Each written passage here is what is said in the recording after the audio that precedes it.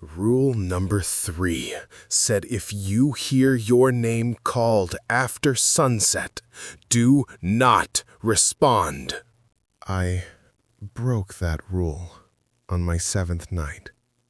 What answered back wasn't human. I worked as a park ranger in Yellowstone for 3 seasons. On my first day, my supervisor handed me a laminated card. My name is Marcus, and I was assigned to the Thoroughfare region, one of the most remote areas in the lower 48 states. 5 rules, typed in old typewriter font. Never investigate sounds that mimic human voices. I asked what these were about. He looked at me with tired eyes and said, "You'll understand when you need to." The nearest road, 32 miles away. The nearest help. That's what the rules were for. The first week was uneventful. Beautiful, actually. Endless forests, pristine lakes, wildlife everywhere. I radioed in daily reports, hiked standard patrol routes, helped backpackers with directions. Normal ranger stuff. Everything seemed normal. Safe. I even thought the rules might be some kind of hazing ritual. Day 7, I was making dinner outside my cabin when I heard my mother's voice calling from the tree line. "Marcus! Marcus, honey, are you there?" Clear as day, but my mother lives in Florida, over 2,000 miles away. I looked at my watch, 8:47 p.m. The sun had set 40 minutes ago. Rule 3. For 3 hours, that voice circled my cabin. Then it stopped. I looked out and saw something standing there, human-shaped, perfectly still.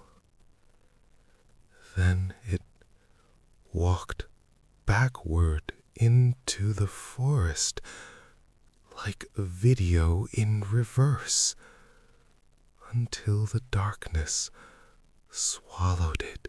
Week 3, I found the stairs on a routine patrol. Right there in the middle of nowhere, a set of carpeted stairs. Red carpet, wooden banister, about 8 steps leading up to nothing. Just forest air. Then I noticed the footprints, small ones, bare feet, leading up the stairs and stopping. Week 5, I encountered a group of 4 college students. They seemed normal, tired, excited, a little overwhelmed. Something made me count them as I left. 1, 2, 3, 4. Then I counted again. 1, 2, 3, 4, 5. I turned around slowly. Still 4 people. But when I counted in my peripheral vision, the 5th set were barefoot, and they led away from camp, deeper into the forest. I found something that still gives me nightmares. A backpack, covered in decades of weathering and decay. Inside was a wallet with an ID from 1987. A college student, last seen in Yellowstone National Park. My last shift. I came around a bend and saw her. A woman in a white dress standing in the middle of the trail. Completely still. Not swaying, not breathing, not moving at all. Then she tilted her head. That's when I ran. Behind me, I heard footsteps. Fast, too fast, not the rhythm of human running. She emerged from the trail about 2 minutes later, walked to the center of the clearing and stopped. Then she turned around. I can't describe her face.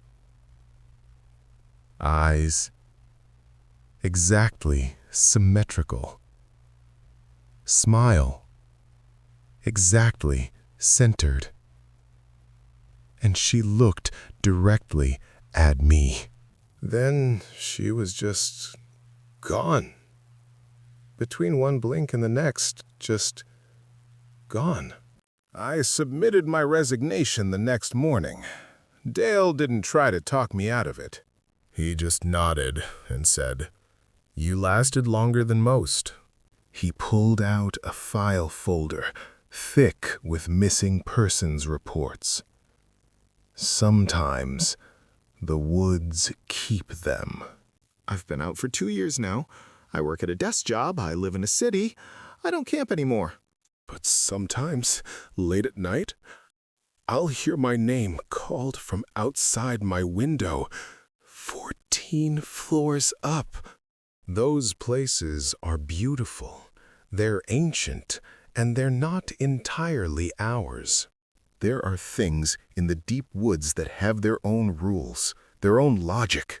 And whatever you do, don't answer when something calls your name after dark.